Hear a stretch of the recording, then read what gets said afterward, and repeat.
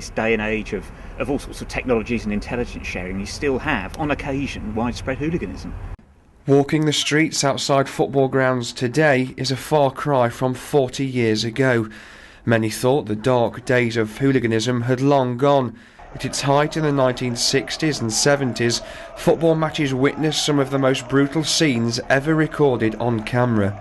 South Yorkshire Police have had to deal with some of the biggest crowd-related problems in recent years, and many people feel that they have a lot to answer for in the way they dealt with these problems.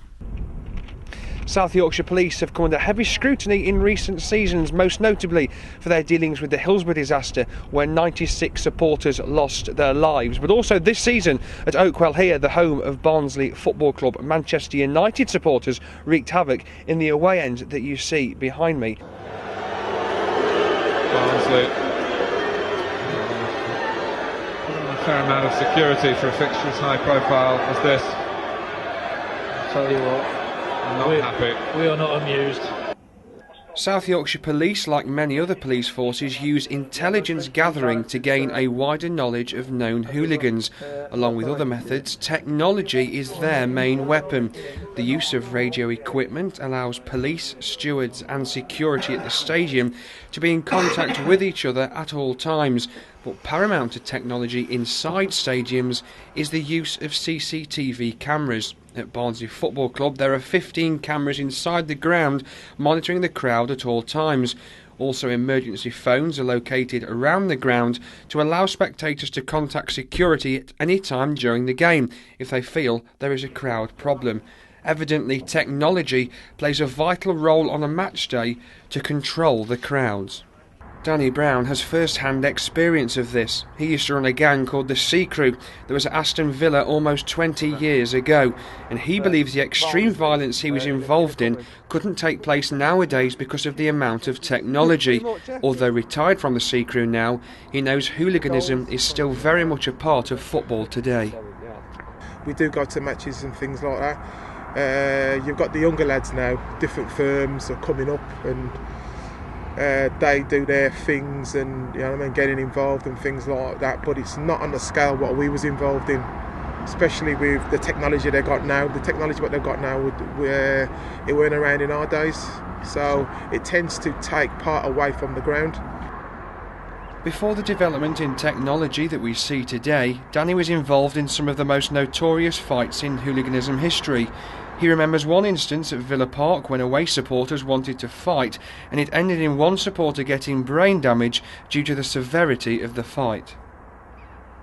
There was one match in the 80s where we've come out the Old End and we arranged to meet the Arsenal, and we was on the top of that hill there, which is Aston Park, and there was 500 of us at the top of the hill. Just at the time there was about 200 of us, but there was another 300 right further up the hill. Arsenal came round the north stand and they come running up, and it was something from out of Braveheart where we waited for them to come halfway up and then we come running down, and then the other 300 Villa lads just appeared, and it was something from out of Braveheart. It was, you know. Clearly technology plays a vital role in the fight against hooliganism. The control box at Barnsley FC is the hub of stadium security on a match day. All the cameras inside and outside the stadium are controlled from here, and they can locate trouble at any side of the ground in great detail to relay to the police if there is a major problem. At one football match against Derby County, the zero tolerance policy was put into full effect. State of control? Yeah, loud and clear.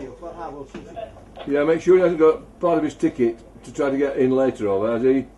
Is he a paid customer, or did he buy one pre-match ticket?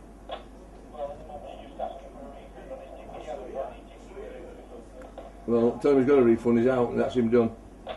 This particular offender had no previous problems with Barnsley's security, but with him becoming more verbally abusive and instigating racist chanting, the security staff had no hesitation in extracting him. It seemed alcohol was a key factor in his behaviour. He's there outside now, he's here. He's on camera. He had a pot and he said, don't drink anymore. That's it, he's coming, he's gone to the bar and ordered two This particular case is just a drop in the ocean compared with other stadiums across the country, but do deal effectively with crowd disturbances, with technology being a big help. Technology is the main player in helping authorities deal with hooliganism, but it is only one part of policing crowds. The advances in stewarding techniques have made great strides, and Keith Haig has worked 30 years in crowd safety and believes technology helps, but stewards play a vital role. Yeah, technology. I mean, what we've done, stewarding, of course, back in the 70s, before the Hillsborough disaster, we had no stewarding. It was mainly police officers who were on there. After the Hillsborough disaster, the stewarding came to the forefront, and so that has improved it a lot. And at the moment here at Barnsley as well, we have got a good relationship with the police now in the control room, how we deal with things, and so we have a good thing. When we come to a match day, we feel like we're confident in doing the job. But it's not just the control box at Barnsley Football Ground that deals with problems. If stewards can't deal with crowds or someone breaks the law, it becomes a police matter. On a match day, a number of police officers help keep order, but if not needed, then they won't intervene. It's proportionate to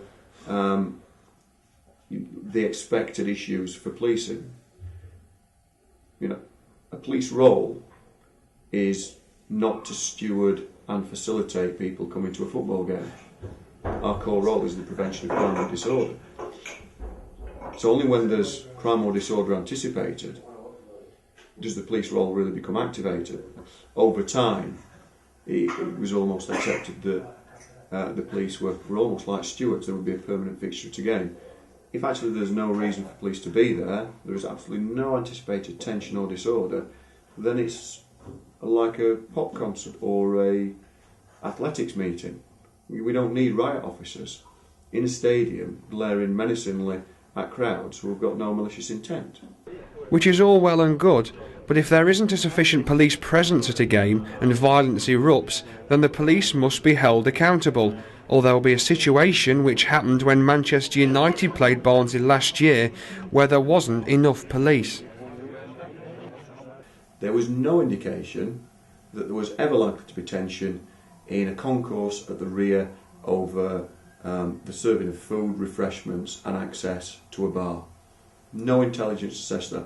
If that had been highlighted in any way, I would have had some policing resources there. Hooliganism originated in England but now has become a global phenomenon. European clubs now engage in extreme hooliganism and it's seen a dramatic rise across the globe, which means the problem will be around for a long time to come. I think it is a global phenomenon now. It really is. It may have originated here and it may rightly be called the English disease because of that. But really, I think, there's been in the last 10, 15, 20 years or so, this disorder that goes on, for example, in Italy is extraordinary. And it's a bit like how it used to happen in the 70s and 80s here.